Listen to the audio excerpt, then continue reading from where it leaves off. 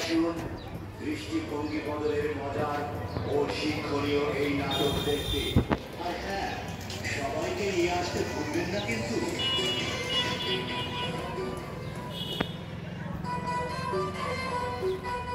পথনাটক, পথনাটক, পথনাটক। প্রিয় এলাকাবাসী, নারীরাও পারে একজন সফল উদ্যোক্তা হতে। আর এই বিশ্বাসের বিজয়ের গল্প নিয়ে থাকছে পথনাটক রোকেয়ার স্বপ্ন। আপনার এলাকার হাটে আমরা নিয়ে আসছি বিশেষ পথনাটক রোকেয়ার স্বপ্ন। তাই চলে আসুন দৃষ্টিভঙ্গি বদলের